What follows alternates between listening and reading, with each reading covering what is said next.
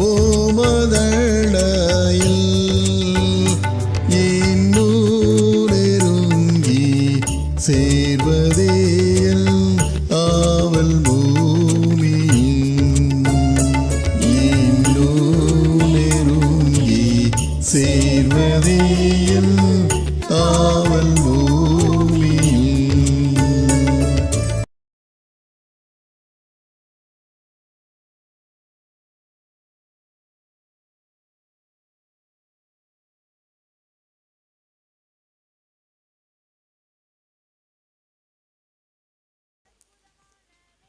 என்ன கதை சொன்னாங்க? இளையகுமாரன், கெட்ட குமாரன் கதை.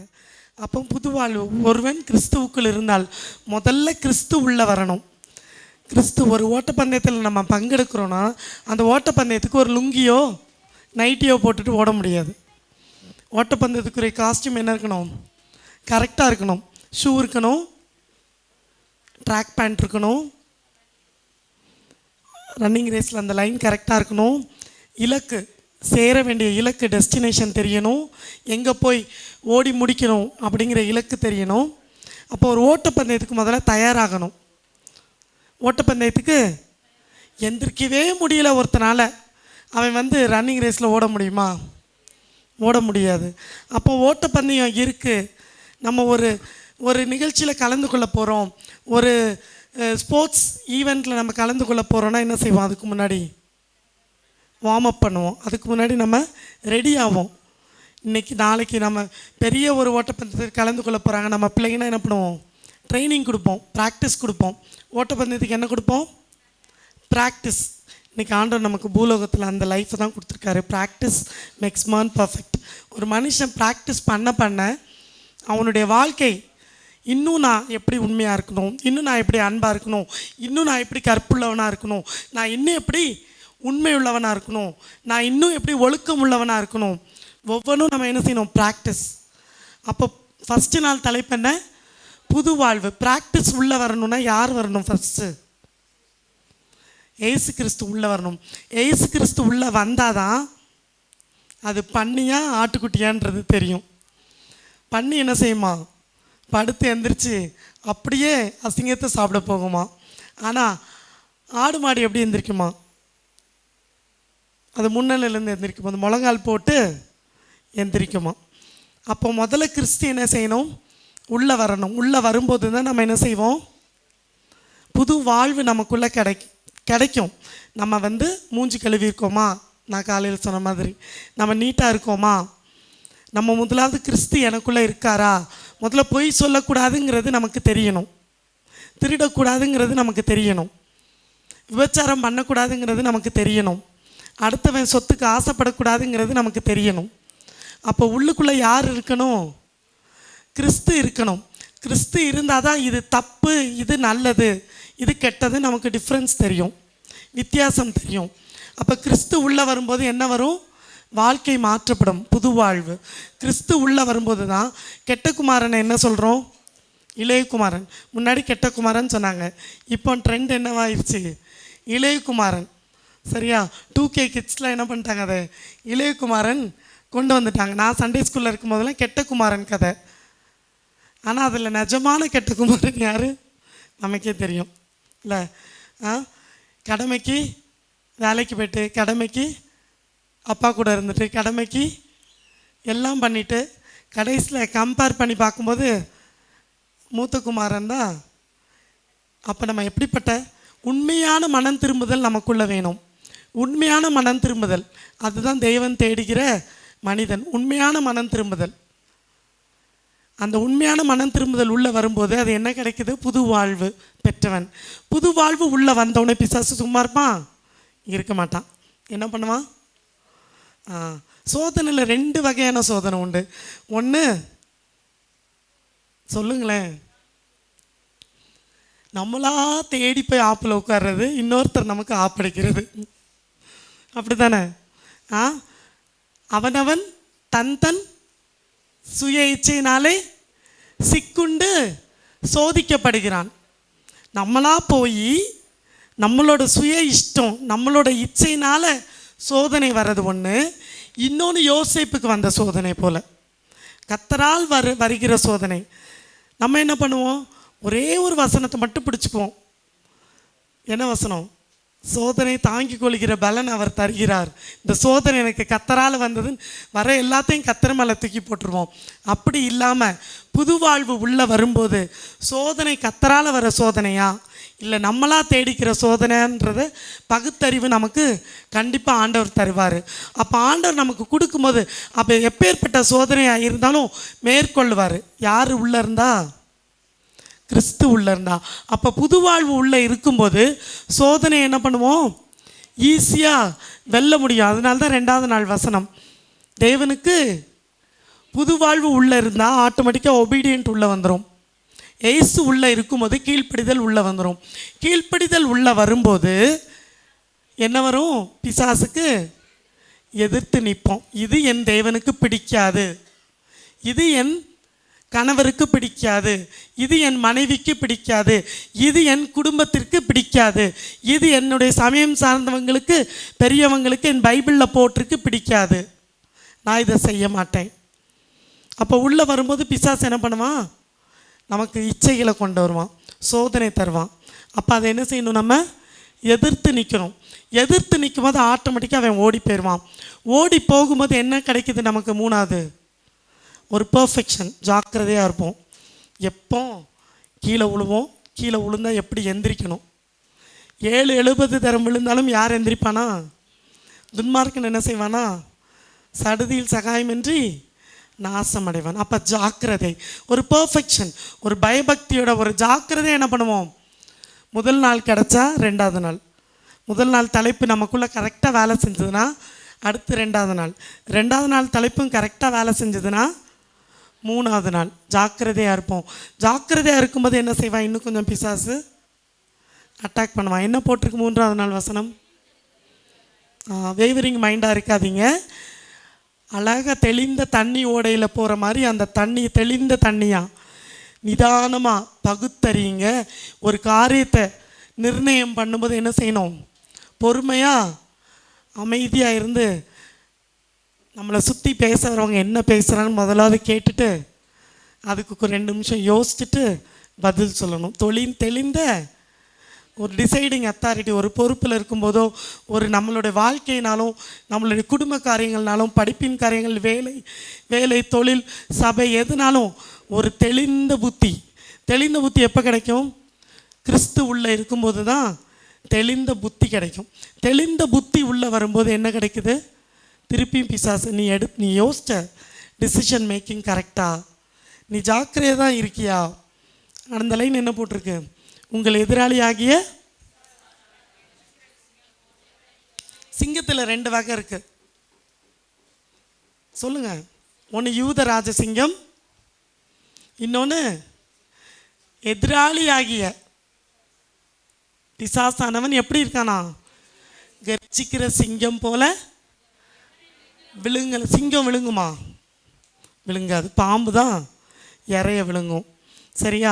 சிங்கம் விழுங்காது. நீங்கள் எல்லாம் மாஞ்சோலையில் இருக்கீங்க, அனிமலோட ஹண்டிங்கை அதை வேட்டையாட திறமையை நான் சொல்லணும்னு உங்களுக்கு வேண்டாம். உங்களுக்கே தெரியும் ஒரு சிங்கம் எப்படி வேட்டையாடும். பதுங்கி இருந்து, இல்லைன்னா பாஞ்சு இறைய கழுத்தை கடிச்சு இழுத்து கிழிச்சி கடித்து சாப்பிடும். பாம்பு என்ன செய்யும்? மரத்து மேலே இருந்து இறை மேலே விழும். அப்புறம் அந்த இறை என்ன செய்யும்? உடம்புல சுற்றும். அதை முதல்ல ஃபினிஷ் பண்ணும். கொன்னதுக்கப்புறம் என்ன செய்யும்? கொஞ்சம் கொஞ்சமாக விழுங்கும். அப்போ பாம்பு விழுங்கும்போது எப்படி போகும்? அதுக்கு இறை அந்த ஒரு மானை விழுங்கினா கூட, ஒரு மலைப்பாம்பு அது காலில் இருக்க மண், ஒரு பன்னியை விழுங்கினா கூட அது மேலே இருக்க முடி, அந்த முள் அதில் ஒட்டியிருக்க அந்த நகத்தில் இருக்க அசிங்கம், காலில் இருக்க அசிங்கம், சேறு சகதி மண் குப்பை முடிகளோட பாம்பு விழுங்கும். பாம்புக்கு இறைய பிரித்து சாப்பிட தெரியாது, முழுசாக தான் விழுங்கும். சிங்கம் எப்படி சாப்பிடும்? இறைய கிழிச்சி சாப்பிட்டுட்டு தலையை பிடிக்காத பகுதியெல்லாம் போட்டு போயிடும், நல்லா சதை இருக்கிற பகுதியை சாப்பிட்டு போயிடும். இது சிங்கத்தோட குவாலிட்டி. பைபிளில் நம்ம 2 சிங்கம் பார்த்தோம். யூதராஜ சிங்கம் இயேசுவானவர், அவர் வரப்போகிறாரு. கர்ச்சிக்கிற சிங்கமாய் கெர்ச்சித்து முழங்குவார்னு போட்டிருக்கு. தன்னுடைய ஜனத்திற்கு ஒரு பிரச்சனை வரும்போது அவர் எப்படி வருவாராம்? கெர்ச்சிக்கிற சிங்கமாக கெர்ச்சித்து முழங்குவார். ஆனால் பாம்பு வேஷம், ஒரிஜினல் குவாலிட்டி என்னது? அது பாம்பு. ஆனால் அது போட்டிருக்குது என்னது? சிங்க வேஷம். நான் யூதராஜ சிங்கம், நான் தான் உன்னை மாதிரியே நானும் கிறிஸ்டின் தான், உன்னை மாதிரியே நானும் ஆலயத்துக்கு போகிறவன் தான், உன்னை மாதிரியே நானும் கமிட்டி மெம்பர் தான், உன்னை மாதிரியே நானும் ஊழியக்காரன் தான், உன்னை மாதிரியே நானும் பைபிள் படித்தவன் தான். என்ன செய்யும்? பக்கத்திலே உட்காந்து ஆகாத சம்பாஷணைகளை நமக்கு கொடுத்து என்ன செய்யும்? நல்லொழுக்கங்களை கெடுத்து நம்மளை என்ன செய்யும்? விழுங்கி போட்டுரும். ஸோ இப்படிப்பட்ட அந்த விழுங்குகிற அந்த பாம்பின் குணத்திற்கு, அதனால தான் ஆண்டவர் சொல்கிறாரு, நானே வாசல், நானே வழி, என் ஆடுகள் என் சத்தத்திற்கு செவி கொடுக்கிறது. ஒரு ஆட்டுக்குட்டி மந்தையாக போகுது, ஓனா என்ன செய்யும்? ஆட்டுக்குட்டி வேஷத்தை அழகாக போட்டிருக்கு பைபிளில். கல்ல ஓனா என்ன செய்யும்? ஆட்டுத்தோலை போர்த்து கொண்டு உங்களிடத்தில் வருவார்கள். பண்ணுற வேலை ஓனாய் வேலை. சிங்கமும் அதே தான். பாம்பு பண்ணுற வேலை என்னது? சிங்கம் மாதிரி, யூதராஜ சிங்கம் மாதிரி முகத்தை வச்சுக்கிட்டு பண்ணுறதெல்லாம் விழுங்குற வேலை. ஸோ இப்படிப்பட்ட இதுக்கு நம்ம என்ன செய்யணும்? ஆட்டு 100 ஆடு இருக்குன்னா ஒரு ஆடை வந்து ஓனா என்ன செய்யும்? நயமாக பேசி உரமாக கூட்டி போய் சாப்பிட்டுட்டு எலும்பெல்லாம் போட்டுட்டு ரத்த கரையோட திருப்பி ஒரு ஆட்டுத்தோலை மேலே போட்டுட்டு வந்துடும். திருப்பி இந்த ஆட்டு மந்தையில் இன்னொரு ஆடை அடித்து இதை எடுத்துகிட்டு போகும். ஆனால் கடைசி வரைக்கும் என்ன செய்ய மாட்டாங்க? மற்ற ஆடுகளுக்கு நம்ம கூட இருக்குது ஆடுனே நினச்சிட்ருப்பாங்க, ஓனாயின்னு தெரியாது. நம்ம கூட இருக்குது இன்னொரு ஆடுனே நினச்சிட்ருப்பாங்க, அது விழுங்குற பாம்புன்னு தெரியாது. அப்போ நம்ம எப்படி இருக்கணும்? புது வாழ்வு உள்ளே வரும்போது சோதனையை மேற்கொள்வோம். சோதனை உள்ளே வரும்போது நம்ம எப்படி இருக்கணுமா? ஜாக்கிரதையாக இருக்கணும். ஸோ புது வாழ்வு, சோதனை ரெண்டும் வந்து அடுத்து ஜாக்கிரதை உள்ளே வந்தோன்னா ஆட்டோமேட்டிக்காக நம்மளுக்கு என்ன வந்துடும்? நம்ம பயலுக்கு பெருமை வந்துடும். என்ன வந்துடும்? நான் தான், என் கூட தான் ஏசப்பா இருக்காங்க, என்ன மாதிரி யார் ஜெபம் பண்ண முடியும்? என்ன மாதிரி என்னை மாதிரி வசனம் யார் சொல்ல முடியும்? என்ன மாதிரி யார் நல்லவனாக இருக்க முடியும்? என்னைய மாதிரி யார் செய்ய முடியும்? என்னைய மாதிரி யார் தசம பாகம் கொடுக்க முடியும்? என்னைய மாதிரி யார் இவ்வளோ பொறுமையாக இருக்க முடியும்? என்னைய மாதிரி யார் அன்பு செலுத்த முடியும்? இந்த பெருமை உள்ளே வந்துடும். ஸோ அந்த பெருமை உள்ளே வரக்கூடாதுன்னு தான் என்னது 4வது நாள் தலைப்பு. கர்த்தருக்கு முன்பாக தாழ்மைப்படுங்கள், அப்பொழுது அவர் உங்களை உயர்த்துவார். இந்த 3 குணமும் உள்ளே வரும்போது ஆட்டோமேட்டிக்காக பெருமை வந்துடும். ஸோ பெருமைக்கு என்ன செய்யக்கூடாது? இடம் கொடுக்கக்கூடாது. ஸோ பெருமைக்கு இடம் கொடுக்கலைன்னா தாழ்மை உள்ளே வரும்போது ஆட்டோமேட்டிக்காக பின்னாடி என்ன வரும்? அதனோட பெஸ்ட் ஃப்ரெண்டு, அதனோட சகோதரி பொறுமை உள்ளே வந்துடும். தாழ்மை உள்ளே வரும்போது என்ன செய்யும்? பொறுமை உள்ள. தாழ்மை இருக்கிற இடத்துல பொறுமை இருக்கும். தாழ்ந்து போகிறவங்களுக்கு பொறுமையின் குணம் இருக்கும். மற்றவங்க பேசுகிறத பொறுமையாக கேட்பாங்க. மற்றவங்களோட வார்த்தைகளுக்கு மரியாதை கொடுப்பாங்க. மற்றவங்களோட காரியங்களுக்கு என்ன செய்வாங்க? மரியாதை கொடுப்பாங்க. பொறுமையாக எல்லாத்தையும் நேசிக்கணுங்கிற எண்ணம் வந்துடும். அந்த பொறுமை ஆட்டோமேட்டிக்காக உள்ளே வரும்போது என்ன வந்துடும்? ஃபெய்த் பில்ட் ஆயிரும். விசுவாசம் என்ன செஞ்சிடும்? மேலே ஓங்க ஆரம்பிச்சிடும். இந்த குணங்கள் வர வர வர என்ன வந்துடும்? விசுவாசம் ஸ்ட்ராங்காக வந்துடும். அந்த அந்த அந்த மனிதர்கள் மேலே என்ன வந்துடும்? விசுவாசம். கர்த்தர் மேலே விசுவாசம் வந்துடும். கர்த்தரை விசுவாசிக்கிற நபர்கள் மேலே ஒரு விசுவாசம் வந்துடும். இதெல்லாம் வரிசையாக வரும்போது விசுவாசம் வந்துடும். இந்த விசுவாசம் வரும்போது என்ன செய்வோம்? தைரியமாக எதனாலும் ஃபேஸ் பண்ணுவோம். எனக்கு எங்கள் அப்பா மேலே ஒரு நம்பிக்கை இருந்தால் என்ன செய்வேன்? நான் எங்கள் அப்பா அப்படின்ட்டு என்ன பண்ணுவேன்? நியாயத்தை தான் பேசுவாங்க அப்படின்னு போய் நிற்பேன். என் தம்பி நியாயத்தை தான் சொல்லுவான், தப்பு பண்ண மாட்டான்னு போய் நிற்பேன். அப்போ இது என்ன செய்யும்? என்ன லீட்ஸ் டு விக்ட்ரி. உலகத்தை ஜெயிக்கிற ஜெயத்துக்கு கொண்டு போய் விடும். விசுவாசமே உலகத்தை ஜெயிக்கிற அந்த ட்ரஸ்ட் வர்த்தி பர்சனாக நம்ம மாறுவோம். விசுவாசத்திற்குரிய நம்பிக்கைக்குரிய விசுவாசத்தின் ஒரு ஒரு நம்பிக்கைக்குரிய நபராக நம்ம என்ன செய்வோம்? மாறுவோம். அடுத்ததாக 7வது நாள். ஸோ ஒரு இடத்துல விசுவாசம் வரும்போது ஒரு குடும்பத்துக்குள்ளே ஒருவருக்கொருவர் விசுவாசம் தொடர்ந்து ஒரு செயின் மாதிரி வரும்போது அங்கே என்ன வரும்? ஒற்றுமை வரும். இது என்னுடைய திருச்சபை, இது என்னுடைய குடும்பம், இது என்னுடைய காங்கிரிகேஷன், நாங்கள் அப்படிங்கிற ஒரு ஒற்றுமை வரும். ஒற்றுமை வரும்போது என்ன வருது? யூனிட்டி வரும்போது நன்மை உண்டாகுது. நன்மை வருதா? பாருங்கள், இதோ சகோதரர் ஒருமித்து ஒற்றுமை இருக்கும்போது அங்கே என்ன வருது? நன்மை இருக்குது, ஒரு ஹாப்பினஸ் இருக்குது. எல்லோரும் சேர்ந்து ஒரு சர்ச்சை டெக்கரேட் பண்ணும்போது எப்படி இருக்கும்? ஒரு சந்தோஷம் இருக்கும். எல்லோரும் சேர்ந்து ஒரு சர்ச்சில் ஆராதனை நடத்தி ஒன்றா காய்கறி வாங்கி ஒன்றா உட்காந்து சாப்பிடும்போது எப்படி இருக்கும்? சந்தோஷமாக இருக்கும். ஒரு ஒற்றுமை உள்ள வரும், ஒரு நன்மை உள்ள வரும், ஒரு சந்தோஷம் உள்ள வரும். இதெல்லாம் உள்ள வரும்போது என்ன வருது அடுத்து? சின்ன சின்ன சலசலப்பு வரும். கூட்டம் பெருக பெருக சின்ன சின்ன சலசலப்பு வரும். அப்போ அந்த சலசலப்பை என்ன செய்யணும்? அன்பு மேற்கொள்ளணும். கிறிஸ்துவானவர் உள்ளே வந்தால் என்ன செய்யும்? மேற்கொள்வோம். அதுதான் அது. உங்கள் சத்துருக்களை எங்கள் பெரியப்பா தானே சொல்லிட்டாங்க, எங்கள் சித்தப்பா தானே சொல்லிட்டாங்க, எங்கள் அக்கா தானே சொன்னாங்க, எங்கள் அண்ணன் தானே சொன்னார், நம்ம அங்கிள் தானே பேசுனாங்க. அனுசரித்து போகிற குணம் வரும், அட்ஜஸ்ட் பண்ணி போகிற மறக்கிற குணம் வரும், மன்னிக்கிற குணம் வரும், ஒருத்தருக்கு ஒருத்தர் விட்டு கொடுக்குற குணம் வரும். அப்போ என்ன போயிடும்? அங்கே பகைமை ஒளிந்து போகும். பகைமை ஒளிந்து போகும்போது பாருங்கள், புது வாழ்வு, சோதனை, ஜாக்கிரதை, தாழ்மை, பொறுமை, அடுத்தது விசுவாசம், அடுத்து ஒற்றுமை, அடுத்து பகைமை. பகைமை போனவொன்னே என்ன வருது? ஃபுல்லாக நன்மை வந்துடுது. நன்மை என்ன வசனம் கொடுத்துருக்கு?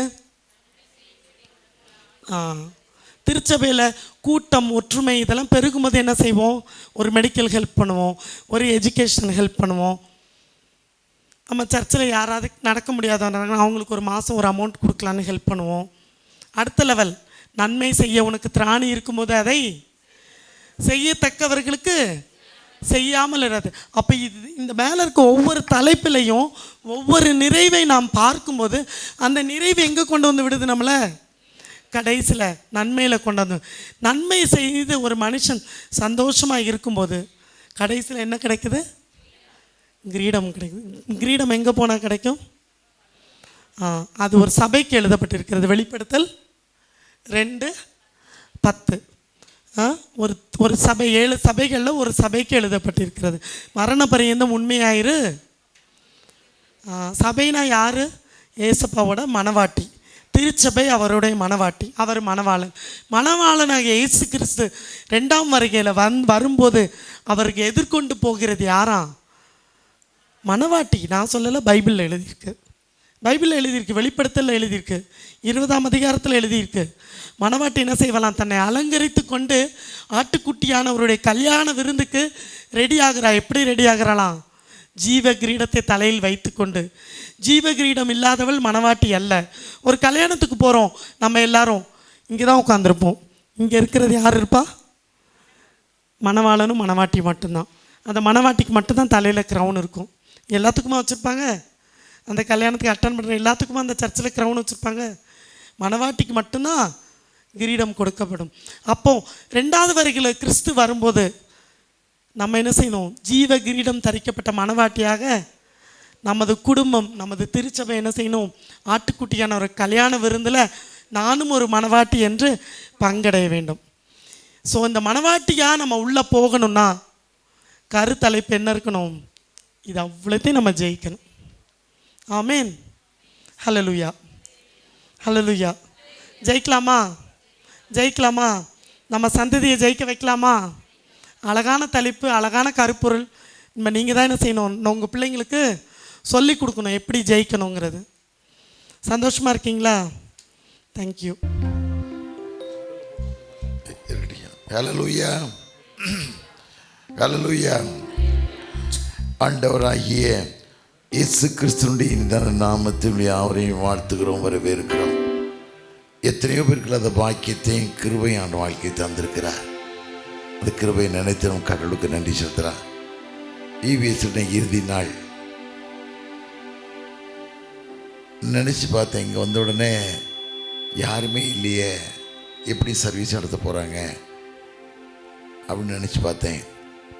தம்பி ஆண்ட்ரு விடலை, எங்கேயும் விடலை. அவங்களெல்லாம் ஒன்று அணைச்சி இதை கூட்டு வந்து ஒரு ஆராதனை நடத்தி நாங்களும் இந்த இடத்துல இருப்போம், கடவுளுடைய பிள்ளைகளாக இருப்போம் அப்படின்னு சொல்லி தெளிவை கொடுத்து நாளை நடத்தும்படியான கர்த்தர் கொடுத்த பெரிய பாக்கியத்தை நினைத்து நாம் கடவுளுக்கு நன்றி செலுத்துகிறோம்.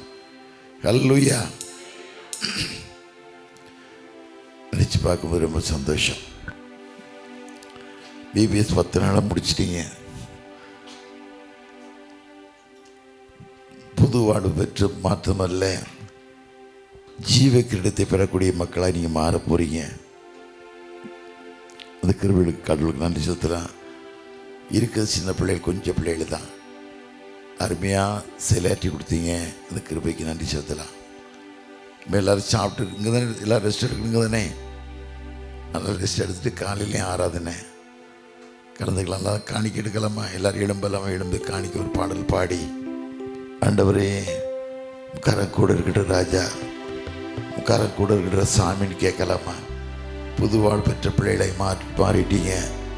புதுவாழ் பெற்ற பிள்ளைகளை மாறினது மாத்திரமல்ல, உமக்கு பிரியமான பிள்ளைகளாய் மாற முடியாத கிருபை தந்தீங்கன்னு கேட்கலாமா? கர்த்தருமை ஆஸ்வதிக்க காத்து கொண்டிருக்கிறார். இஸ்ரவேலை ஆஸ்வதிப்பது கர்த்தருக்கு பிரியம் சொன்ன வார்த்தையின்படி கர்த்தருமை விசேஷித்த கரங்கொண்டு வழிநடத்த போகிறார்.